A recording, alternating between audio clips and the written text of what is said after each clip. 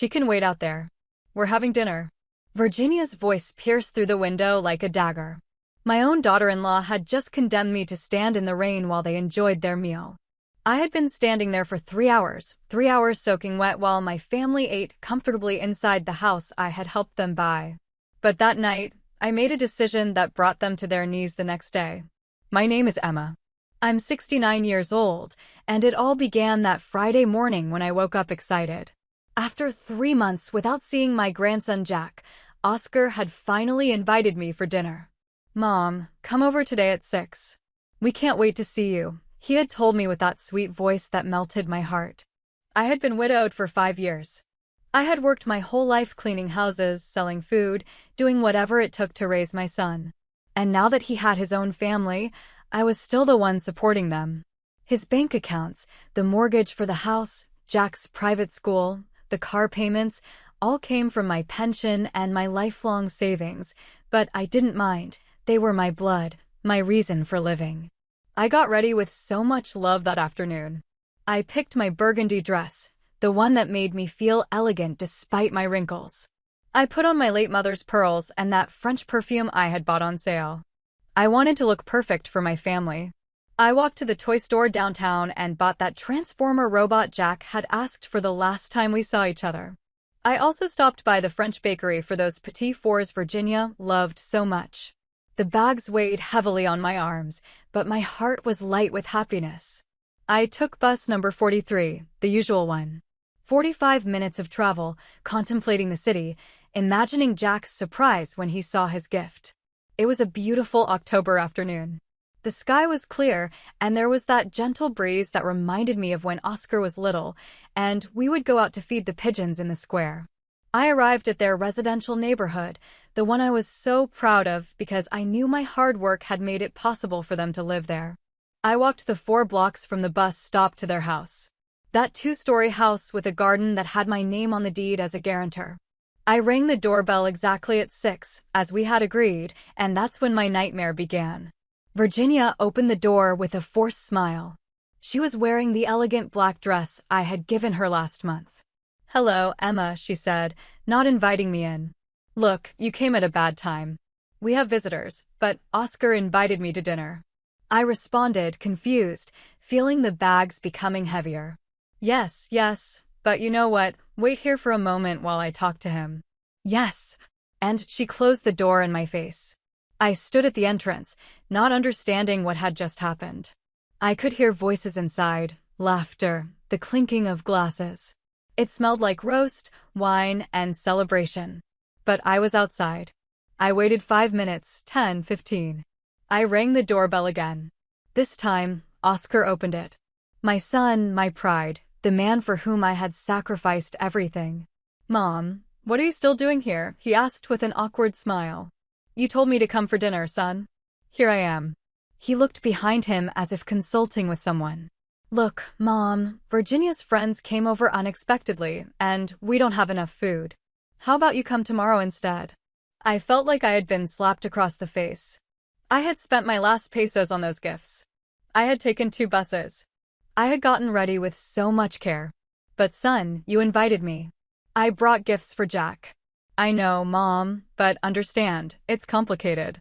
Virginia appeared behind him with a glass of wine in her hand. "Emma, really, it was a misunderstanding. Let's plan for another day." "Yes, when we have more time to attend to you as you deserve." As if I were a burden, as if I needed their pity. Then I heard Jack's voice from inside. "Who is it, Dad?" "No one important, son." "Keep eating," Oscar replied. "No one important." His own grandmother, no one important. "Okay," I managed to whisper. "I'm leaving." But instead of leaving, I stayed there. I didn't know what to do, where to go. The buses weren't coming as frequently by then, and then it started to rain. At first, it began as a soft drizzle, small drops landing in my freshly styled hair, but within minutes, it turned into a torrential downpour that soaked my burgundy dress. That dress I had chosen with so much love. I took shelter under the small roof by the entrance, pressed against the door of my own family's house. I could hear their conversations perfectly from inside. Laughter, toasts, background music. "Who was it, honey?" I heard an unfamiliar female voice ask. Oscar's mom, Virginia, replied with an annoyed tone. She showed up unannounced, but I invited her, my son weakly protested. Oh, Oscar, you know it makes me nervous when she comes. She always finds something to complain about the house, how we raised Jack, everything. My heart broke a little more. What was I complaining about when I had never said a word out of place? I always praised them, defended them, admired them. Besides, Virginia continued, you know how she gets when she drinks wine. She becomes so intense, so emotional. Intense, emotional. I was barely offered a glass of water when I visited them. The rain kept pouring, and I stood there like a soaked statue, listening to them talk about me behind my back. What if she gets sick out there? Oscar asked with a hint of concern. Stop being dramatic. She's probably already gone. Your mom is tougher than she looks. But I hadn't gone. I couldn't leave. It was as if my legs had rooted to the marble floor that I had helped pay for. An hour passed and water was seeping through my shoes. I could feel my clothes clinging to my wrinkled skin. I shivered from the cold, but something inside me refused to move. I rang the doorbell again. This time, they took much longer to open. When they finally did, it was Oscar who appeared, looking upset. Mom, are you still here? You're going to get sick. Son, please, just let me in to dry off. I promise I won't bother you. Look, Mom, the guests are uncomfortable. It's nothing personal, but I'm your mother, Oscar, the woman who gave you life, who worked day and night so you could study, and who's still paying the bills for this house. His face hardened. Here we go again. That's why Virginia doesn't want you to come over so often. You turn everything into a drama. A drama. Asking for a little respect was a drama. Son, I just want to be with my family. Is that too much to ask? Oscar, close the door. The house is getting cold. Virginia yelled from inside. And my son, my own son, obeyed. He closed the door without any further explanation. I stayed there under the rain, feeling the tears mix with the water falling from the sky. The bags with the gifts had soaked through, the wrapping paper falling apart in my hands. I walked to the dining room window. Through the lace curtains I had given them last year, I could see the perfect scene. The table set with fine china, crystal glasses gleaming under the light of the chandelier, elegant people chatting animatedly. There was my grandson Jack, sitting in his high chair eating peacefully. My grandson, for whom I bought clothes, toys, for whom I paid the most expensive school in the city. Grandma, Esme, I whispered, pressing my face against the fogged window. At that moment, Jack turned toward the window. Our eyes met for a second. He saw me there, drenched, shivering from the cold, but instead of running to the door to hug me, he simply went back to eating as if nothing had happened. That's when I heard the conversation that shattered me completely. See? She's still out there, Virginia said to her friend, pointing toward the window where I stood. They won't let her in. Poor thing, she's soaked. No way. Let her wait out there if she wants. We're having a peaceful dinner, and I'm not going to let her ruin the evening. But she's the child's grandmother. She's a very complicated woman. She always wants to be the center of attention. If I let her in, she'll start with her drama, her reproaches, her complaints. No, thanks. Oscar weakly intervened. Virginia, maybe we could. What could we do? She cut him off. Let her come and ruin our night. But I invited her. You invited her because you felt sorry for her, as always. But look at the situation she put us in. Our guests are asking, what's going on? The child's confused. My beloved grandson Jack lifted his eyes from his plate. Why don't we let Grandma in? Because the adults are talking about important things. My love, your grandma will go soon. But I wasn't leaving. I couldn't leave. It was as if the pain had nailed me to the ground. 2 more hours passed. A full 2 hours under that relentless rain that seemed to mock my misery. I no longer felt my fingers. The cold had seeped so deeply into my bones that I didn't even shiver anymore. It was as if my body had accepted defeat, but my soul still burned with humiliation. 3 full hours. 180 minutes of my life lost in that rain while my family dined as if I didn't exist. Water dripped down my face, taking the makeup I had applied with such care. My burgundy dress, the one that made me feel elegant, now clung to my body like a second skin, wet and cold. The bags with the gifts were a disaster. The wrapping paper had completely fallen apart, revealing Jack's robot box soaked through. The petty furs had turned into a soft mush inside their elegant wrapping. But what hurt the most wasn't the cold, or the rain, or the ruined clothes. It was realizing that, to my own family, I was nothing more than an obstacle. At that moment, I heard footsteps approaching from the hallway inside. My heart jumped with hope. Maybe Oscar is coming to get me, I thought. Maybe he realized what's happening, but it wasn't Oscar. It was Virginia walking toward the window with a glass of red wine in her hand. She walked up to the curtains and slightly pulled them aside to look out. She saw me there, drenched, shivering, with the destroyed bags at my feet, and she smiled. It wasn't a smile of pity or concern. It was a smile of satisfaction, as if she were enjoying my suffering. She stood there for a few seconds, watching me as if I were a show. Then she calmly returned to the dining table. "Is she still out there?" her friend asked. "Yes, like an abandoned dog," Virginia replied with a cruel chuckle. "But she'll get tired and leave. Don't you feel sorry for her?" "Feel sorry for her? Not at all. She's a manipulative woman. This is all pure theater to make us feel guilty. Theater, manipulation. If all I had ever done in my life was love my family, work for them, sacrifice everything for their well-being." Besides, Virginia continued, raising her voice so I could clearly hear, "it's about time someone set boundaries. She's always thought that because she pays for a few things, she can show up whenever she wants. A few things. As if the 50,000 pesos I transferred to their accounts every month were a few things, as if the mortgage for the house, Jack's school fees, health insurance, and credit cards were a few things. "If I were you, I'd let her in," insisted the friend. "It looks really bad out there." "Well, good thing you're not in my shoes. This is my house, and I decide who enters." Her house. The house that had my name as a guarantor on all the documents. The house whose payments came from my account every month. Oscar appeared in the dining room. I could see his silhouette through the curtains. "Virginia, it's already 9. My mom has been out there for 3 hours. She's going to get sick." "Then let her go. No one is forcing her to stay, but she has no way to leave. Buses don't run at this time."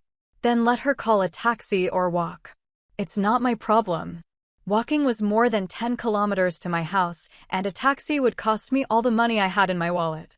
"Virginia, please, she's my mother, and, because of that, you should respect her. But she doesn't always have to play the victim, the martyr we all have to adore." At that moment, Jack got up from the table and ran toward the window. "Grandma, Grandma, Esme," he shouted, pressing his little hands against the glass. My heart trembled with joy. My grandson had seen me, he was calling me. But Virginia grabbed him by the arm and pulled him back. "Jack, no. Your grandma is playing at being the victim. Don't listen to her." "But it's raining and she's wet. Adults sometimes do strange things to get attention. Your grandma will leave when she tires of her tantrum." Tantrum. Standing there in the rain, waiting for my family to show me the slightest bit of respect was a tantrum. "Oscar, control your son," Virginia told my son in an authoritative tone. And as usual, Oscar obeyed. "Come here, Jack. Leave your grandmother alone." "But Dad, no buts. Your mom is right. Grandma will leave when she wants to." My grandson looked at me once more through the glass. In his eyes, I saw confusion, sadness, but also something that shattered my soul. Fear. Fear of disobeying his parents, fear of defending his grandmother. And at that moment, I knew I had lost them forever. The rain continued to fall on my head, but I no longer felt it. The emotional pain had surpassed any physical discomfort. I took my cell phone out of my soaked purse. I had several messages from my neighbor Amalia asking how the dinner went. "Everything's fine," I replied. "How's my beautiful grandson?" I couldn't respond. I had no words to explain what I was going through. Instead, I dialed another number. A number I knew by heart, but never thought I'd use in a situation like this. The phone rang once, twice, 3 times. National Bank Customer Service. "This is Patricia. How can I help you?" "Good evening," I said, my voice broken by the cold and emotion. "I need to freeze some accounts." "Of course, ma'am. Can you provide your client number and ID? My voice trembled. I didn't know if it was from the cold or the decision I was about to make. With my numb fingers, I dialed the numbers the operator asked for. Perfect, Mrs. Emma Vasquez. I see you are the holder of several accounts and a guarantor for others. Which ones would you like to freeze? I took a deep breath. Through the window, I could see Virginia serving dessert to her guests. Jack was laughing at something one of the adults had said. Oscar was toasting with a glass of wine that probably cost more than I spent on food in a week. All of them, I answered with a firmness I didn't know I had. I want to freeze all the accounts where I'm the holder or a guarantor. Understood. May I ask why? To file the corresponding report. Suspected unauthorized use. I lied without blinking. Very well.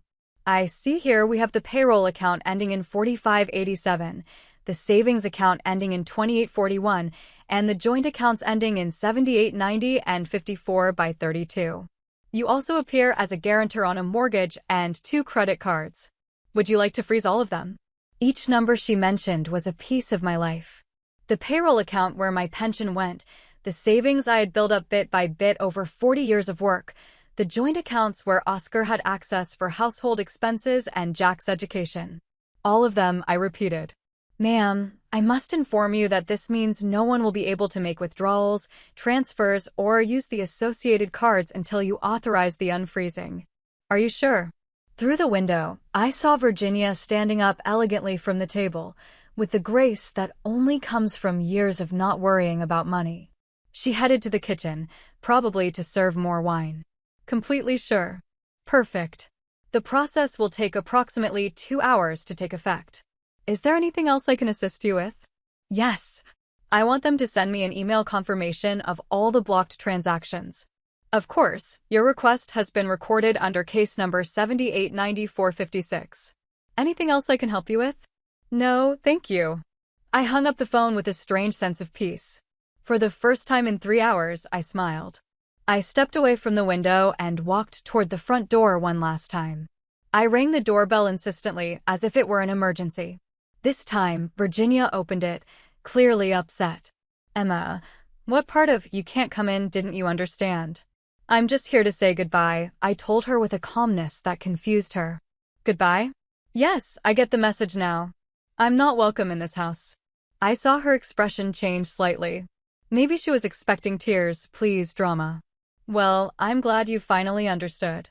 I just want you to know one thing, I continued with a serene smile. Starting tomorrow, you're going to have to learn to live with your own resources.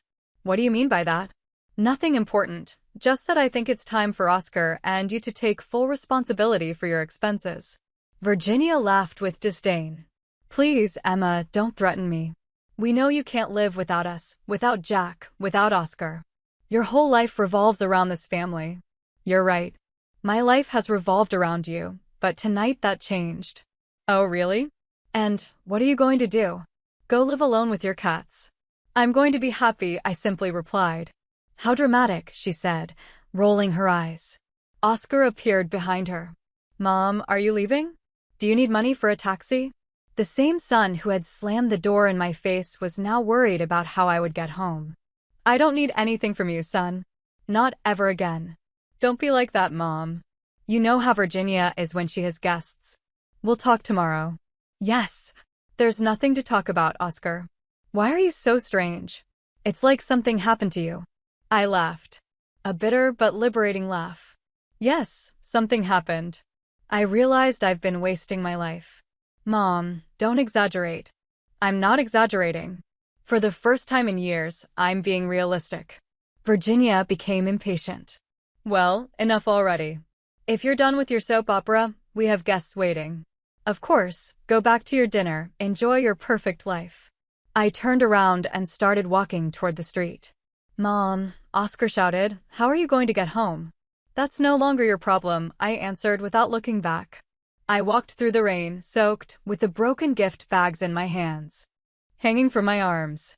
But for the first time that night, I felt light. I reached the main avenue and stopped a taxi. The driver, an older man, looked at me with concern. Ma'am, are you okay? You're soaked. I'm fine, I replied. And it was true. During the whole ride home, I couldn't stop smiling. In my purse, my phone vibrated with the bank's confirmation. Dear customer, we confirm that all of your accounts have been successfully frozen. No transactions can be made until further authorization. Tomorrow was going to be a very interesting day. I arrived home close to 11 p.m., completely soaked, but with a strange sense of freedom I hadn't felt in years. I took off my ruined burgundy dress, took a hot shower, and put on my most comfortable pajamas. For the first time in a long while, I slept deeply, without nightmares, without worries about Oscar's expenses, without anxiety about pleasing Virginia. It was as if I had left a 50 kilograms burden at the door of that house. I woke up the next day with the sun coming through my window. It was 8 a.m. and I felt renewed. I made my usual black coffee, toasted bread with a little butter, homemade jam, and sat on my small balcony to enjoy my breakfast. My phone had been silent all night. I checked it, and there were no messages. How strange, I thought. Oscar usually texts to make sure I got home okay. But I remembered the night before and understood that things had changed forever. At 9:30, the doorbell rang.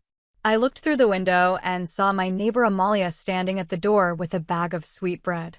Good morning, Esme. How was last night's dinner? You look very relaxed, she said.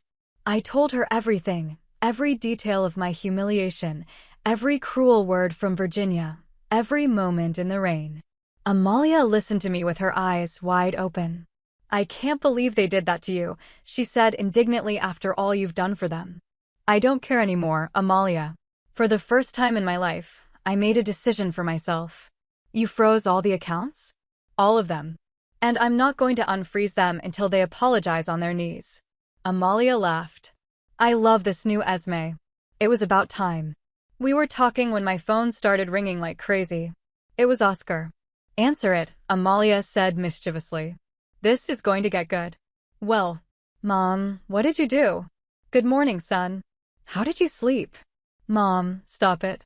The cards aren't working. Virginia went to the supermarket and they rejected all her purchases.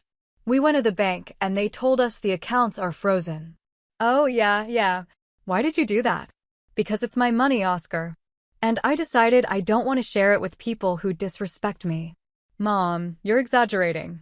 Virginia was nervous because of the guests. You know how she is. I know exactly how she is. That's why I made this decision. But you can't do that. We have expenses, commitments. Ramiro's school payment is due today. That's no longer my problem. What do you mean it's not your problem? He's your grandson. My grandson who saw me in the rain yesterday and didn't lift a finger to help me. I could hear Virginia yelling something in the background.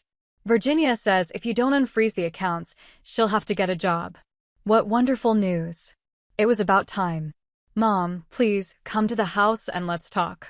I'm not setting foot in that house until Virginia apologizes for treating me like a stray dog. You're exaggerating. 3 hours in the rain is exaggerating? Oscar fell silent. Mom, look, Virginia says she might have expressed herself wrong yesterday. She might have expressed herself wrong? I repeated so Amalia could hear.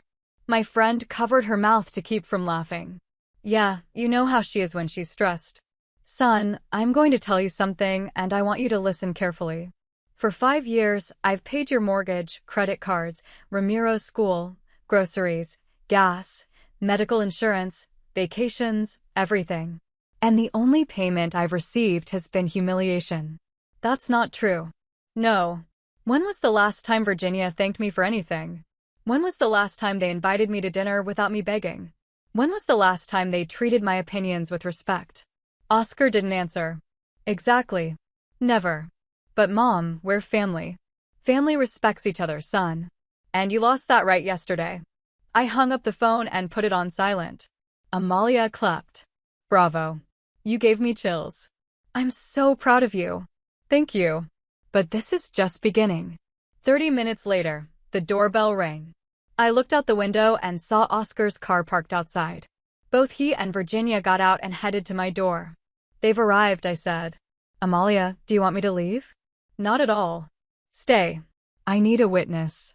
I opened the door before they could knock. Virginia had red, swollen eyes as if she had been crying. Oscar looked desperate. Mom, please, we need to talk. Can we talk here at the door? Amalia will stay as a witness. Witness for what? Virginia asked in a broken voice. For whatever you're going to say.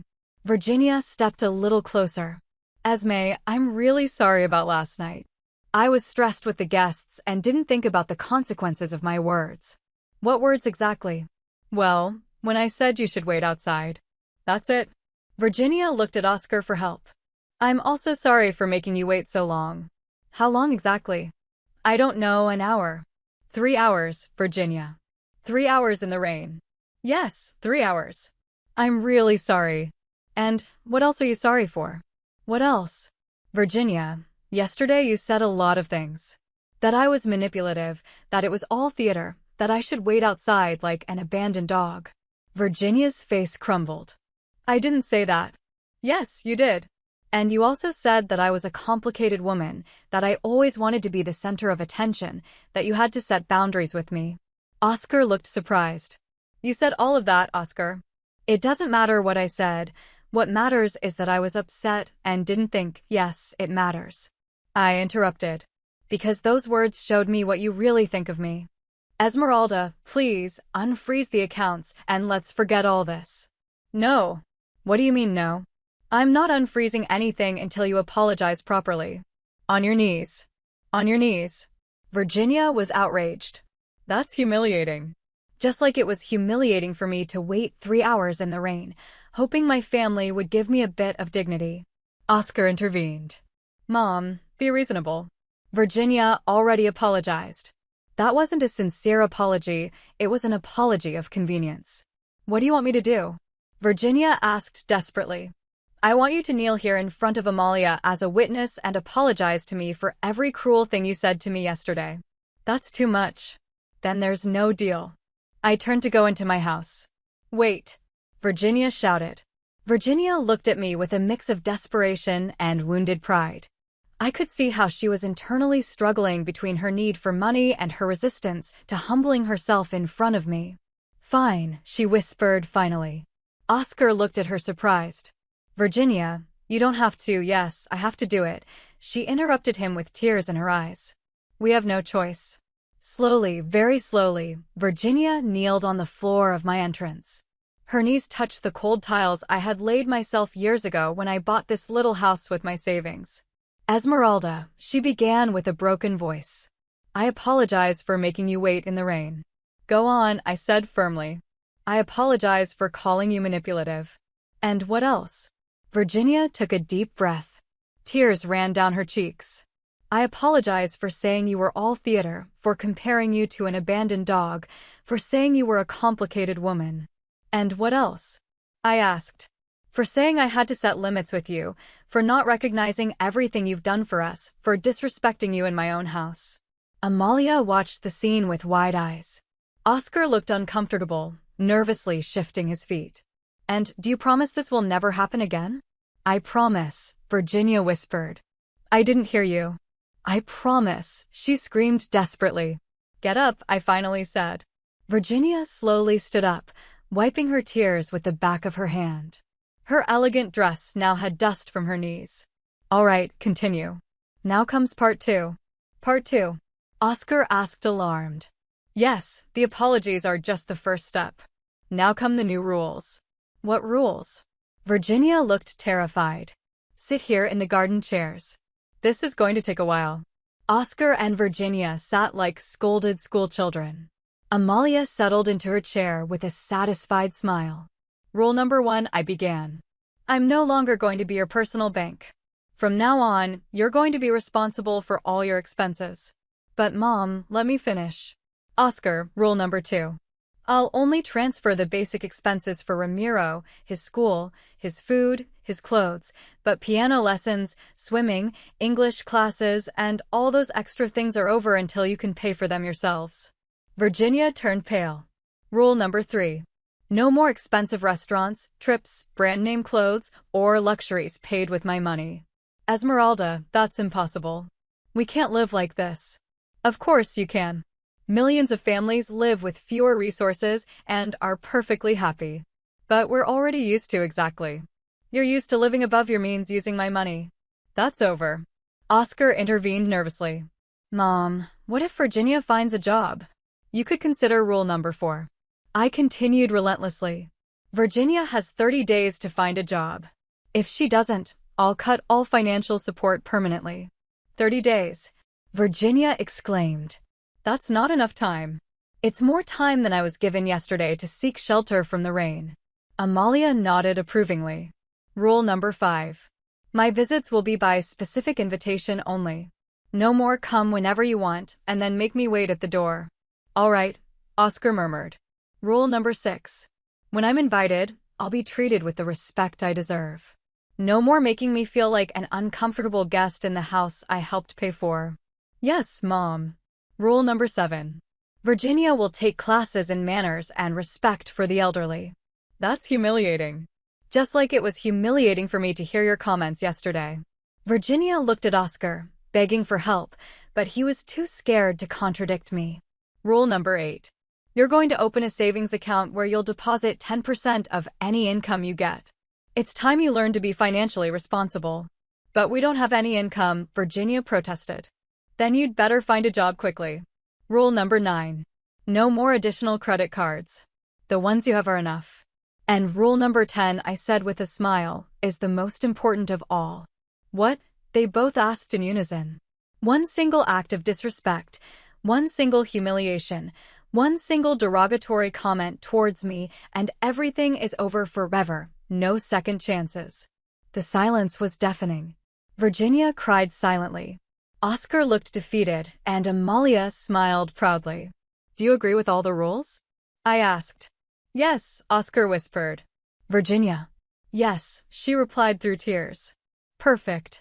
Amalia is a witness to this agreement. If you break it, she can confirm it. Esmeralda, Virginia said with a pleading voice. When will you unfreeze the accounts? When I see real results, when Virginia finds a job, when I'm treated with genuine respect, when you show me you've learned the lesson. And in the meantime, you'll have to manage with whatever cash you have. Oscar took out his wallet and checked it. I only have 200 pesos, he added. And I have 50, Virginia added. Then you'd better manage that money until things change. Virginia stood up from the chair, trembling.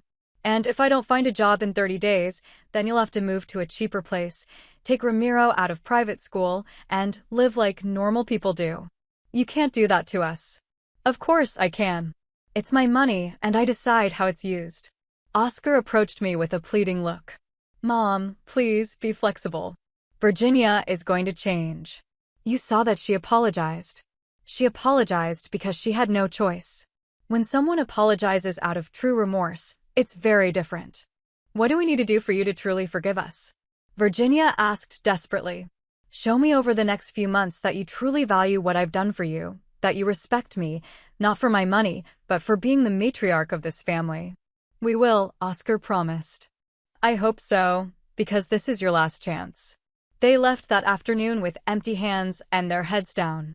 I watched them walk away from the window, speaking among themselves with desperate gestures. Esme, Amalia said when they left, you're my hero. I wish all the women our age had the courage you had. The following days were revealing. For the first time in years, my phone didn't constantly ring with requests for money, complaints about expenses, or Virginia asking me to transfer just a little for some whim. The silence was beautiful. Amalia came every afternoon to have coffee with me. Word had spread through the building about what had happened, and my neighbors congratulated me for setting boundaries. Esmeralda, we all knew that daughter-in-law of yours was bleeding you dry, Mrs. Rosa from the 4th floor said. But we never thought you'd have the courage to turn off the water supply. On the 5th day, Virginia appeared at my door. Alone, she looked haggard, with deep dark circles under her eyes and her hair unkempt, very different from the elegant and arrogant woman she had been a week ago. Esmeralda, can we talk? We can talk here at the entrance. But it's something private. Virginia, after everything you said about me to your guests, I think there's nothing private between us anymore. She bit her lower lip nervously. I've been looking for work every day, and it's harder than I thought. I'm 35 years old, I haven't worked in 8 years, and I have no recent experience. Welcome to the real world, I replied. Esmeralda, please. Oscar is desperate. Yesterday, he had to borrow money from his coworkers to buy food. And what have you done to help? I've been filling out applications, going to interviews. I'm not talking about that. I mean, what have you done to fix the damage you caused me? Virginia fell silent. Exactly. Nothing. What do you want me to do? I want you to truly understand what you did. I want you to feel, even just a little, the humiliation you made me go through. I already apologized. You kneeled because you had no choice, but you haven't shown a gram of genuine remorse. Virginia started to cry. What more do you want from me? I want you to go to each person who was at your house that night and tell them the truth. Tell them you left me waiting for 3 hours in the rain, that you treated me like an animal, that all of this happened because I'm a woman who deserves respect. That's humiliating. Exactly. Now you know how I felt. I can't do that. They're my friends. Would you rather stay quiet and be a woman who mistreats her mother-in-law? Virginia wiped her tears with the sleeve of her cheap sweater. It was the first time I'd seen her without brand-name clothes. If I do that, will you unfreeze the accounts? It's a first step, but it's not enough. What else? I want you to seriously look for work. Not online applications from your house. I want you to go out every day, knock on doors, beg if necessary. I'm already doing that. Oh, really? Have you gone to clean houses? Have you asked at restaurants if they need waitresses? Have you considered working at a supermarket? Virginia's face collapsed. That kind of work is what? It's humiliating. Just like it was humiliating for me to clean houses for 30 years so my son could study. Just like it's humiliating to work from dawn till dusk to support a family that doesn't value you. I didn't know. Of course, you knew. You just didn't care. Virginia stood in my entrance, watching her world of privilege crumble. Esmeralda, I promise I'll change. Promises are easily forgotten, Virginia. It's actions that count. Give me a chance. I'm giving you a chance. You have 25 days to find any job. And I want proof, pay stubs, contracts, something tangible. And if I don't get one, then Oscar will have to decide if he wants to stay married to a woman who isn't willing to contribute to her household. Virginia's eyes widened in panic. Would you say that to him? I wouldn't have to say it. He would realize it himself. Please, Esmeralda, I have a son. Ramiro is my grandson before he's your son, and he's going to be okay because I will never abandon him. But you have to earn your place in this family. Virginia left that day paler than when she had arrived. 2 days later, Oscar came to visit me. He also looked bad, but there was something different about him. A humility I hadn't seen in years. Mom, can I come in? Of course, son. He sat in my small living room, looking around as if he were seeing it for the first time. Your house has always been so cozy, he said. I don't know why I never realized it. Because you were too busy enjoying the house I helped pay for. You're right, and you're right about everything that's happening. I looked at him in surprise. It was the first time Oscar had agreed with me about anything related to Virginia. Do you really think that, Mom? These days without money have opened my eyes. Virginia has been hysterical, yelling at me that I'm useless for not being able to support the family. She said horrible things to me. Like what? That I'm a failure. That if it weren't for your money, we never would have had the life we have. That I married her only because I had a rich mother.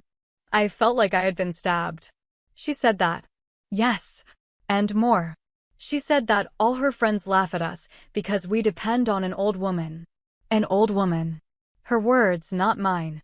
I stood up from my chair, furious. Oscar, that woman doesn't love you. She's using you. I know, Mom, I know now. And what are you going to do about it? I don't know. I'm afraid of being alone, of Ramiro growing up without a complete family. Son, it's better to grow up in a home with one person who loves him than in a home with 2 people who hate each other. Oscar started crying. My 40-year-old son crying like a child. Mom, I think I made a terrible mistake marrying Virginia. When did you realize that? These days. When we didn't have money, when she had to face reality, she showed her true colors. She's selfish, cruel, materialistic. And yet, you chose to believe her instead of defending me. I know, and I regret it every day. Do you regret it, or are you just scared because the easy money is gone? Oscar looked me straight in the eyes. I regret it because I lost the most important woman in my life for a woman who doesn't even respect me. For the first time in days, I felt like my son had come back. Oscar, stop being afraid and start being brave. Do you think I wasn't scared when your dad died and I was left alone with you? Do you think I wasn't scared when I worked 3 jobs so you could go to college? No, Mom, you were always so strong. I wasn't born strong, son. I became strong because I had no choice, and neither do you. At that moment, my phone rang. It was an unknown number. Well, Mrs. Esmeralda Vasquez. Yes, it's me. This is Monica Garcia. I'm the principal at Ramiro's school. I'm calling because this month's payment was rejected, and we need to get up to date. I looked at Oscar, who had overheard the entire conversation. How much do they owe? It's 12,000 pesos for this month, plus 8,000 pesos in extra expenses that have accumulated. I understand. Could you give me until Friday to make the payment? Of course, ma'am, but after that date, we'll have to suspend Ramiro until the situation is resolved. I hung up the phone and looked at my son. Oscar, do you have it, Mom? You know I don't. Then Virginia has 3 days to find a job. Or Ramiro will be out of school. You can't do that. He's your grandson. Exactly. He's my grandson, and I'm not going to keep paying for his education so his parents can live like kings without working. But if Ramiro loses his school, you can enroll him in a public school, just like I studied, just like you did in the first years. Virginia will never accept that. Then let Virginia figure out how to pay for it. Oscar stood up in despair. Mom, help me just this once. I promise that after. No, son, the promises are over. Only actions. What do you want me to do? I want you to take control of your life. Tell Virginia that if she doesn't find a job in 3 days, the marriage is over. That's too radical. Do you know what's radical? Leaving your mother outside in the rain for 3 hours. That's radical. Oscar fell silent for a long while. Would you help me if I divorce Virginia? I'd help you raise Ramiro, find a smaller apartment, start over, but with conditions. What conditions? First condition. No luxuries. A simple, austere, responsible life. I accept. Second condition. You will value my effort and sacrifice. Never again will you take me for granted. I accept. Third condition. If you ever get remarried, your new partner will respect the place I have in this family. I accept everything, Mom. Good. Then go home and talk to Virginia. Tell her she has 72 hours to find a job or the marriage is over. And if she says no, then you'll know what kind of woman she really is. Oscar left that afternoon with a mixture of determination and nervousness. I stayed waiting, knowing that the coming hours would be decisive. I didn't have to wait long. At 11 p.m., Virginia appeared at my door, furious. Open this door, Esmeralda. I opened it and found her disheveled, with her eyes red from anger. How dare you put ideas in Oscar's head? What are you talking about?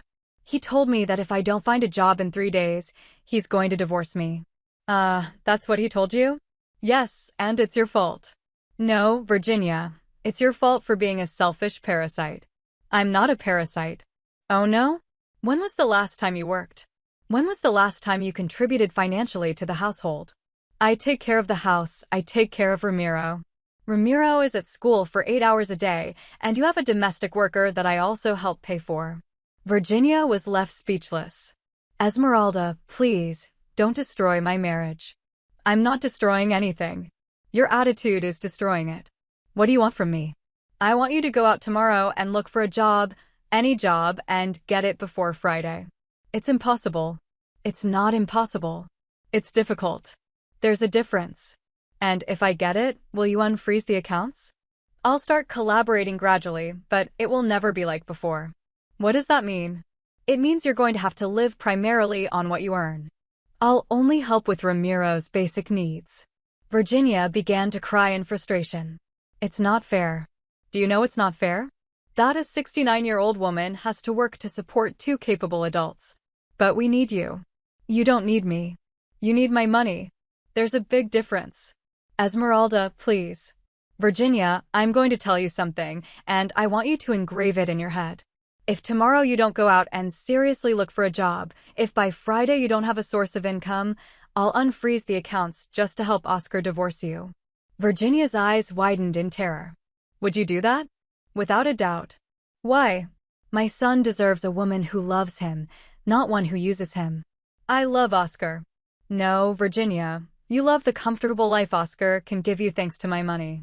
That's not true. Then prove it. Get a job. Support your family, and show that you can love Oscar without my money in the middle. Virginia left that night defeated, but with a clear ultimatum. The next day, very early, I saw her leave her house dressed simply, carrying a folder with papers. For the first time in 8 years, Virginia was going out to look for a job. It was a start. Friday came faster than expected. I was calmly having breakfast when the doorbell rang at 7 a.m. It was Oscar, holding Ramiro's hand and carrying a small suitcase. Mom, can we come in? Of course. What happened? Virginia got a job, he said with a tired smile. She's working as a waitress at a restaurant, starting today. I felt a mix of surprise and pride. I didn't expect her to really pull it off. Why are you bringing a suitcase? Because last night, Virginia and I had a very honest conversation. I told her we needed to start over, that I wanted us to go to marriage counseling, that things had to change radically. And what did she say? Oscar sighed deeply. She said she'd rather divorce than live like a middle-class woman. She didn't marry me to work as a waitress and live penny by penny. Seriously, she said that? Her exact words were, if your mom isn't going to keep maintaining my lifestyle, then there's no point in us staying together. I was speechless. Virginia had shown her true face without any disguise. And what did you say to her? That she was right, that it really didn't make sense to stay together if she was only with me for the money. Ramiro, who had been silent, approached me. Grandma, Esme, my mom doesn't love me anymore. I crouched down to his level. My love, your mom loves you very much, but sometimes adults can't live together because they think very differently. I'm going to live with you and Dad. Would you like that? His little eyes lit up. Yes. It always smells nice here, and you give me long hugs. I felt my heart melt. Son, I said to Oscar, are you sure about your decision? Completely. These days, I realized I've been living a lie. Virginia never loved me. She only loved the comfort I could give her thanks to you. And you don't regret it? Not at all. I feel liberated. My phone rang. It was Virginia. Do you want to answer? Oscar asked. Of course. Esmeralda. Yes, Virginia. Did Oscar tell you? Yes, he told me you got a job. Congratulations. Don't congratulate me, it's horrible. 8 hours on my feet, rude customers, miserable tips. Welcome to the real world, Virginia. We can fix this. I can keep working if you start helping us financially again like before. No, Virginia. Oscar has already made his decision, but he can't support Ramiro on his own. He won't be alone. He will be with me. With me? What do you mean? That Oscar and Ramiro are coming to live in my house while he gets financially stable. There was a scream from the other end of the line. That's illegal. You can't take my son. I'm not taking anything from you. You decided that money was more important than your family. I'm going to sue. Go ahead. With what money will you hire a lawyer? Virginia hung up furiously. Oscar looked at me worried. Do you think she can do something legally? Son, a woman who abandons her family because she doesn't want to work is hardly going to get custody of a child. The following months were some of the happiest of my life. Oscar got a second part-time job. Ramiro started at a public school, and against all odds, he was happier than ever. Grandma, he said one afternoon while we were doing homework together, why was Mom always mad before? Because your mom didn't know how to be happy with simple things. I'm happy here with you. Really? Yes. There are no shouting, no fights, and there's always good food. Oscar had completely changed. He was more affectionate, more grateful, more present. In the evenings, after Ramiro went to bed, we stayed up chatting like we used to when he was little. Mom, he said one night, forgive me for all these years, for taking you for granted, for not defending you, for allowing Virginia to treat you badly. It's already forgiven, son. Seriously, because in the end, all of this helped us reconnect. Virginia tried several times to get Oscar back. She promised she had changed, that she now understood the value of work, that they could be happy with less money, but Oscar never fell for her manipulations again. Mama taught me something very important. He told her the last time Virginia came to beg.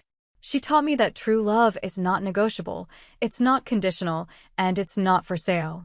A year later, I was on my balcony watching Ramiro play in the small garden when the phone rang. Mrs. Esmeralda, yes, this is Ramiro's teacher. I just wanted to congratulate you. Your grandson is one of the most well-behaved and happiest children in the school. Thank you. And I wanted to ask if you'd be interested in giving a talk to other grandmothers about parenting. Many of them are going through similar situations to yours. What kind of situations? Families that use them financially, children who don't value them, daughters-in-law who mistreat them. Your story has become very well known in the neighborhood. I laughed. My story is known? Yes. The women your age admire you a lot. They say you gave them the courage to set boundaries. I agreed to give the talks. Every Saturday, a group of grandmothers comes to my house, and we share experiences. Many have made decisions similar to mine, and their lives have improved considerably. Esmeralda, Mrs. Carmen told me a few weeks ago, you taught us that it's never too late to regain our dignity. A few days ago, Amalia brought me a letter that had arrived at her mailbox by mistake. It was from Virginia. Esmeralda, the letter said. 2 years have passed, and I finally understand what you were trying to teach me. Working has made me value things I once took for granted. I now have a boyfriend, a simple man who loves me for who I am, not for what I have. I don't ask for your forgiveness because I know I don't deserve it, but I want you to know that you did me a favor. You forced me to grow. I didn't respond to the letter. Some wounds heal better in silence. This morning, while I was preparing breakfast, Ramiro hugged me around the waist. Grandma, you know what? What, my love? You're the strongest woman in the world. Why do you say that? Because Dad told me that when I was little, Mom treated you very badly, but you didn't stay silent. You said no, and you saved us all. I smiled while stirring the eggs. He was right. That night in the rain, I didn't just save myself. I saved my son from a toxic marriage. I saved my grandson from growing up in an environment of falsehood, and I saved my own dignity. At 69 years old, I learned the most important lesson of my life. Self-love is not selfishness, it's survival. And it's never, ever too late to say enough is enough. 5 years have passed since that night in the rain that changed my life forever. Today, as I write these lines on my small balcony, I can see Ramiro playing soccer in the park with his friends from the public school. He's 13 now, and he's a noble, hardworking, and respectful boy. My story has become legendary in the neighborhood. Women stop me in the street to tell me how my example inspired them to set boundaries in their own families. Some stopped being their ungrateful children's personal bank. Others divorced husbands who treated them like servants. Many regained their self-esteem after years of emotional abuse. Esmeralda, Mrs. Patricia from the building across the street told me yesterday. My daughter had been asking me for money for her whims for 10 years while treating me like garbage. After hearing your story, I told her it's over. Now she works as a nurse and visits me every Sunday for lunch. Our relationship has never been better. These stories repeat every week. Without intending to, I've become something of a community leader for older women. I have a WhatsApp group called Empowered Grandmothers, where we share experiences and support each other. Oscar has flourished as a man and as a father. He got a promotion at work and now manages his own department. He no longer needs 2 jobs. He lives in a small but dignified apartment 3 blocks from my house. He comes to dinner with me every Wednesday and Sunday, and every visit is genuine, filled with conversation and laughter. Mom, he told me last Sunday, I never imagined that the most painful decision of my life would end up being the most liberating one. Do you mean the divorce? I mean choosing you over Virginia. For the first time in my adult life, I made the right decision. Ramiro is attending an excellent public school. His grades are better than when he was in private school, and he has developed a social sensitivity he didn't have before. The other day, he came asking if he could invite a classmate over for dinner whose parents are going through financial difficulties. Grandma, he said one afternoon while we were doing homework together, do you remember when we lived in the big house and Mom was always angry? I remember, my love. I prefer this life 1,000 times. There's peace here. Virginia remarried 2 years ago to an accountant she met at the restaurant where she worked. According to Amalia, who heard the neighborhood gossip, they're expecting a baby. I'm glad to know she found her way, even if it's far from us. Curiously, a few months ago, I ran into her at the supermarket. She approached me shyly. Hello, Esmeralda. Hello, Virginia. How's Ramiro? He's doing very well. He's a happy boy. I'm glad to hear that. She stayed silent for a moment, as if searching for the right words. Esmeralda, I wanted to tell you that you were right about everything. About everything? About not really loving Oscar, about being a kept woman, about needing to learn to value things. I looked at her without resentment. I'm glad you understood. Could you say hello to Ramiro for me? Of course. She left that afternoon with tears in her eyes, but also with a dignity I hadn't seen before. My financial situation changed completely. I'm no longer the family bank, and my savings have grown impressively. I was able to remodel my house, travel for the first time in my life to see the beaches of Cancun, and even bought myself a used, but beautiful car. Esme, Amalia tells me, still my best friend and confidant, you look 10 years younger. It's true. I feel young, vital, powerful. At 74, I'm living the best phase of my life. Last month, a social worker from the municipal government came to see me. They had heard about my story and wanted to offer me the opportunity to coordinate a program for older adults, victims of economic violence in families. Mrs. Esmeralda, your case has become an example to follow. We need women like you to guide others who are going through similar situations. I accepted immediately. Now, I work 20 hours a week helping other grandmothers regain their dignity. It's the most fulfilling job I've ever had. Music. Last week, an 80-year-old woman came to consult with me. Her son had kicked her out of her house to sell it and keep the money, promising her he would take care of her in his home, but they had her sleeping in a storage room and using her as a free babysitter for his 5 grandchildren. Mrs. Esmeralda, do you think at my age I can start over? Mrs. Carmen, I started over at 69. You have all the time in the world. I helped her file a legal complaint, recover her property, and find a dignified place to live. Now she also gives talks to other women about the rights of older adults. These cases repeat constantly. Mexico is full of mistreated, ignored grandmothers, exploited by their own families. My story has given them hope. Last Sunday, Ramiro asked me a question that sent shivers down my spine. Grandma, do you think when I grow up I'll treat my wife well? Why do you ask that? Because I saw how Dad let Mom treat you badly, and I don't want to be like that. My love, the fact that you're worried about it means you're already different. Promise me that if I ever treat someone badly, you'll scold me? I promise. That conversation filled me with hope. Ramiro is growing up with strong values, seeing the example of a grandmother who respects herself and a father who learned to value the women in his life. This morning, while I was having my morning coffee, I reflected on the journey I've made. That night in the rain was the breaking point, but it was also my rebirth. I learned that it's never too late to say no, that true love includes respect, that being good doesn't mean being foolish, that a family that mistreats you doesn't deserve your sacrifice. But above all, I learned that a woman can reinvent herself at any age. My phone rings constantly with women who want to tell me their stories, ask for advice, thank me for giving them courage. I've become the voice of thousands of grandmothers who suffered in silence for years. A few days ago, a journalist came to interview me for an article on family violence against older adults. Mrs. Esmeralda, what would you say to a woman who is going through what you went through?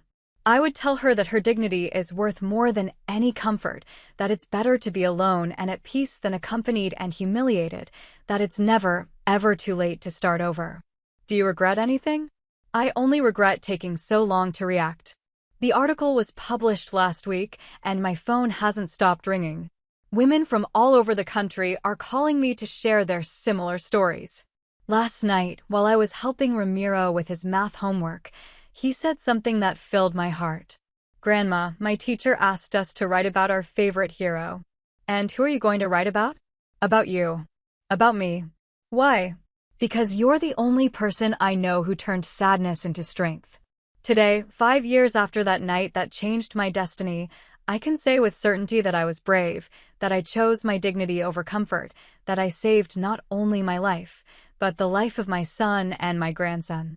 And every time I see an older woman walking with her head held high, setting boundaries, respecting herself, I feel that my story was worth it. Because sometimes, one woman who says enough can change the world.